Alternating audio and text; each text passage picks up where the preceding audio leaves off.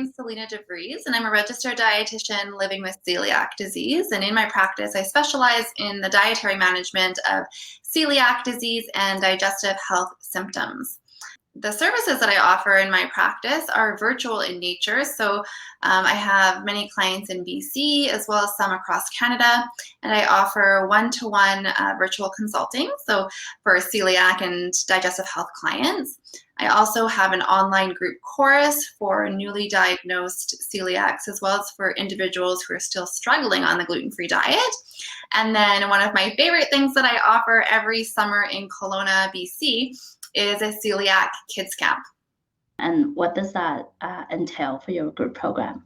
It's a 5-week online course for people with celiac disease who might still be having digestive symptoms or who are newly diagnosed.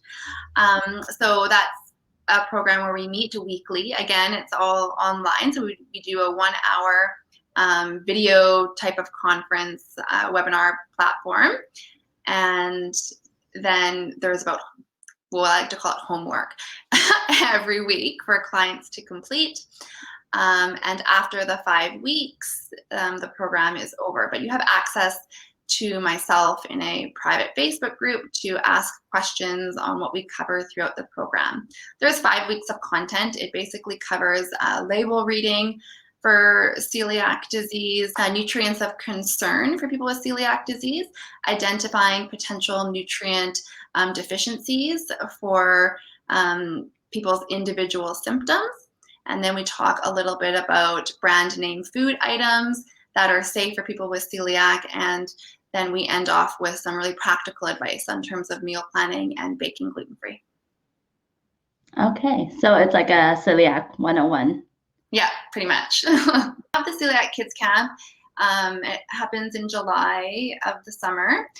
We actually had our very first one last year, and it was a huge success. They had so much interest. We had kids from Manitoba. We had kids from Alberta. We had kids from the Lower Mainland all come to the kids camp. Like, I honestly, you know, I was just blown away by, you know, how much people will travel to come to a safe event. And I think that just kind of speaks, you know, the lack of socialization and kind of the isolation that people with celiac disease experience, and you know, their want or their need for getting together with other people with celiac who understand what they're going through and where they can eat food without worry.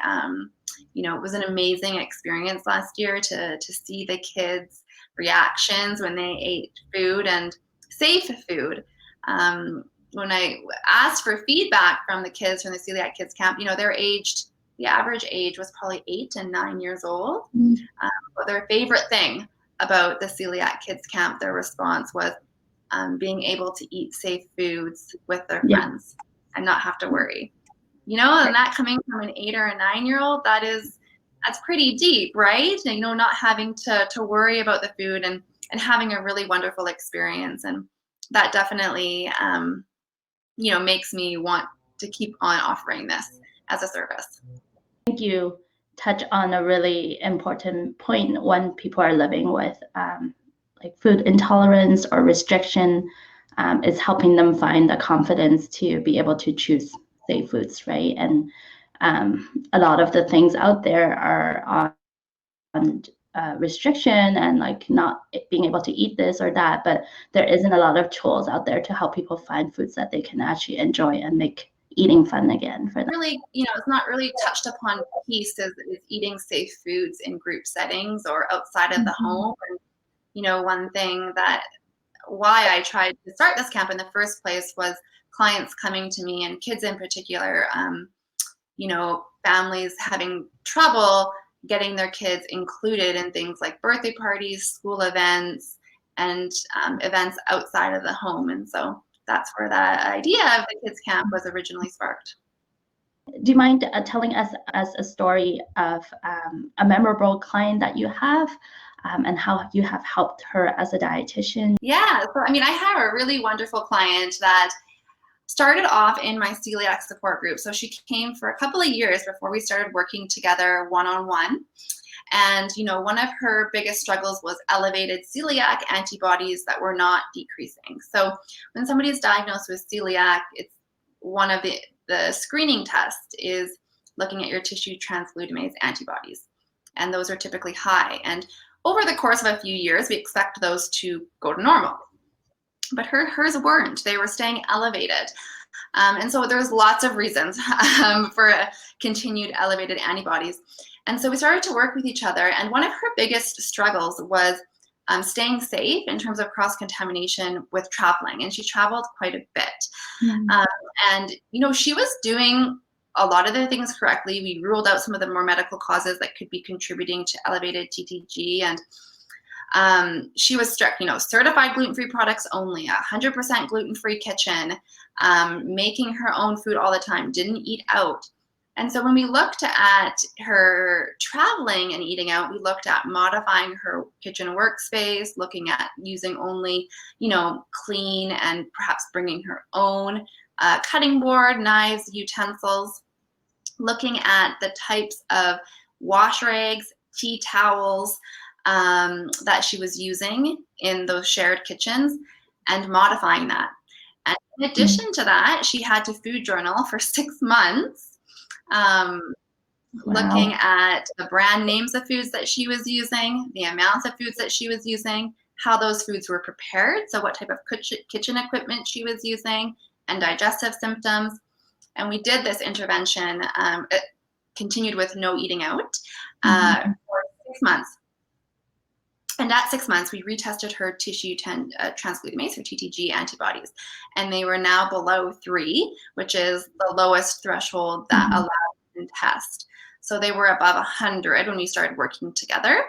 And with those modifications with traveling, it was below 3, which she was struggling with this for over 5 years, and it was making an impact in her diet. Her gastroenterologist had no idea what was contributing to it.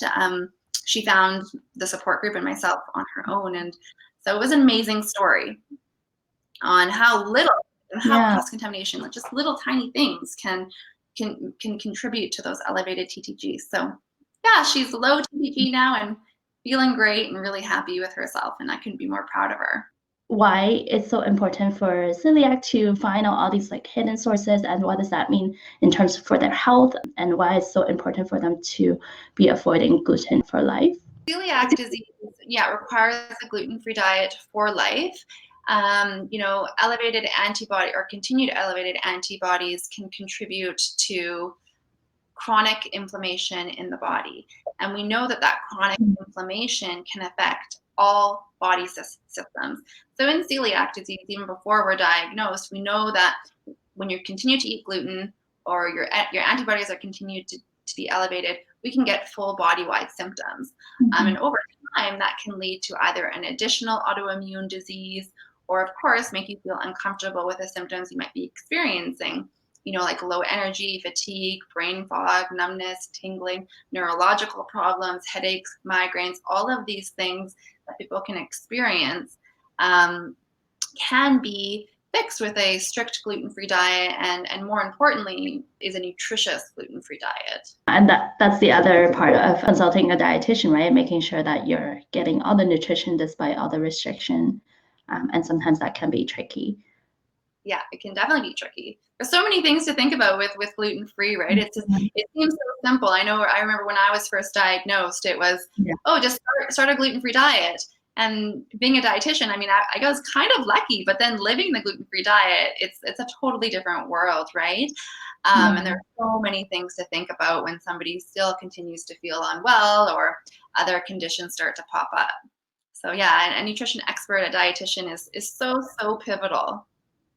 If you're suffering with GI symptoms, you definitely want to go to your doctor and continue, if you do believe it might be celiac or even if it's something else, continue to eat gluten, because you need to be eating it for the testing to be accurate. And it's very important to get a clear diagnosis, because without that, if you continue to struggle on the gluten-free diet, we then it's going to make getting you better a little bit more confusing, a little bit more murky in terms of the medical picture. So if you feel that you're you're unwell, go to your doctor, ask for a celiac screen, and ask for a referral to a dietitian. You share about your career path, how you got to where you're at. After internship, I was then diagnosed with celiac disease. And so I did start off in the hospital working as a casual, working in long-term care to acute care. But, during those 6 months, I was kind of navigating the gluten-free diet, and, I really came up upon struggles within the medical system in terms of support and education. And that really sparked my interest in kind of going into the private practice route. And so after the 6 months, I kind of dove headfirst into private practice. Huge learning curve for, I'm sure, any dietitian that's going into private practice. It always is. And I went full-time right into it. I continued full-time in private practice all the way up until I had my son, he's 2 now, and I'm not quite full-time in private practice. I maintain about 30 hours per week, and I'm lucky to be able to do that so I can be at home with him a little bit more often.